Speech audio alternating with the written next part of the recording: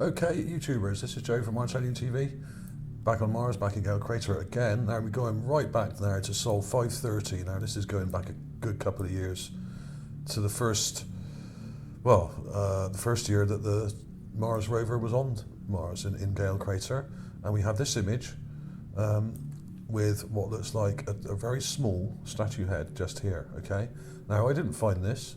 Somebody on Mars Moon Space Photo Zoom Club actually posted this, and I thought, wow, that is very near some of the statues that I found. So I thought I would do a quick video on it. So full credit here to Barrie Parsons from the Zoom Club for pointing this out. And other people, I think, were quite interested in it as well at the time. And it may look small and insignificant, but the thing is with Mars, you have lots and lots of small things, and some things are a lot bigger, of course. This is quite small. Now, I estimate this only to be a few inches tall, okay? But what really interested me about this is not just the statue head itself, which is rather cool, but its location, and it's right near the Dingo Gap. Now, this line of sand you can see here is the famous piece of what looks like fake sand at the Dingo Gap area, and let me show you it in here. I've got some clips in here. We got the images up here. I've taken all sorts of different clips. Now, here's part of the. Let me show you a clip from the Gigapan. Credit to, I think, to Neville Thompson for this. I've drawn a little diagram. Well, not a diagram. I put a little pointer in to show you where to look on the Gigapan. So if you go to the Gigapan by NevT and just type in MSL 530, okay, and you will get this image, and you can see this ridgeline here where this fake looking sand is.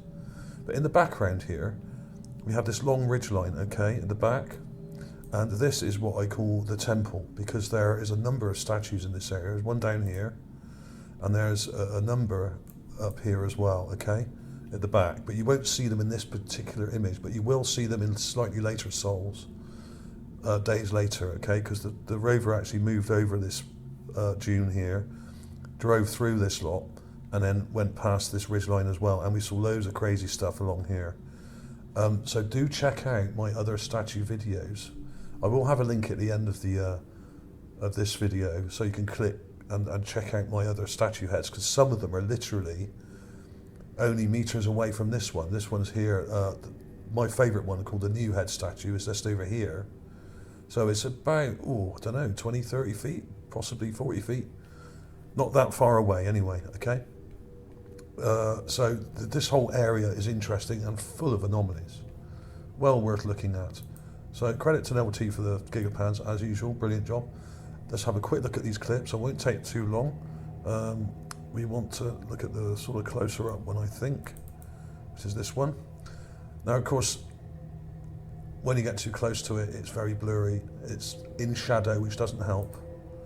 So it's quite hard to actually pull out the detail of this thing when you get too close, because it's very blurry. So obviously I've done quite a lot of processing to pull this out. Okay, but you can see it in the raw image here. You can see it right there. You can see the two eyes, nose, you can see the kind of curly long hair and a mouth there, and even some kind of teeth detail perhaps, okay? So it's definitely there, and I did a lot of enhancements here to try and really push it out. Let's look at some of these other ones here I've done. These are slightly better probably, okay? Now, of course, this thing is literally only 2 or 3 inches, if that, and it's probably quite a way off from the rover as well, so it's a distant shot. It's in heavy shadow, which always makes these things difficult. But it's a statue, and there are lots of other statues in the area. I don't have any doubt about that at all, because I've found so many myself and seen so many, as you will see in my playlist, which I'll put up at the end of the video. But this guy or girl, this may well be a female, seems to have long hair, curly-ish looking hair, okay, which is interesting. Some people have pointed this out, but nearly all the statues I've seen so far are male. They look male. We haven't yet really seen any female statues, which is rather odd. So perhaps they were very male orientated on Mars. Who knows? Part of their culture may have been very patriarchal, I don't know, rather than matriarchal. But this does point them to being a very male orientated society. And here's the raw clip. It actually looks much clearer here from this distance. There's nothing done to this at all. This is just a straight clip. And you can see it really clearly, but when you zoom in, of course, it kind of goes a bit fuzzy, okay? Because it's very small. What else can I say? So there we have it, guys. And if you have any doubts that there were sculptures on Mars, and I do think a lot of these things were possibly made of clay, not necessarily carved. I think some of them are made of clay. Why do I think some of them are made of clay? Rather like the terracotta army in China? Because of this thing. And I'll quickly show you this. It's called the Mars Alien Sculptors Tool, okay? I found this a while back now. In fact, this is going back to April of this year, 2016, and we have this thing. Let's make it a bit smaller. It looks actually slightly clearer, like a lot of these things, if you don't get in really close to it, okay? There we have it. Now, this is what is called a palette knife. I have many of these. In fact, if you watch this video, it shows you, I even show you pictures of the ones I've got here in my office. And I use them for sculpting clay and also for painting with oil paints. When you do impasto style, which is very thick layers of paint, you can use this to sculpt it, okay? So there were artists on Mars, there were sculptors on Mars, they were carving and they were using similar tools to what I have here, okay? To shape the clay and mould it into figures that look human or Martian, or whatever you want to call them. There's also another weird thing that's like part of a tool here as well, okay? So they had sculptors' tools, so there were sculptors, there were artists on Mars. And this is another example of a statue head on Mars. So I will show you all the clips coming up in about 1 minute. Thank you for watching, everybody.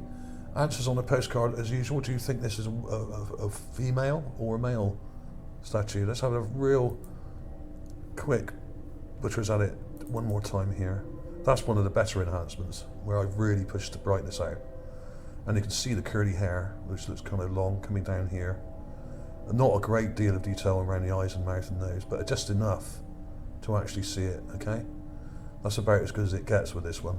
Always the way when things were in shadow. If this was in the sun and there was a nice bit of shadow coming from on one side and the light coming from one side, then we'd be seeing it a lot more clearly, but unfortunately not in this image, okay?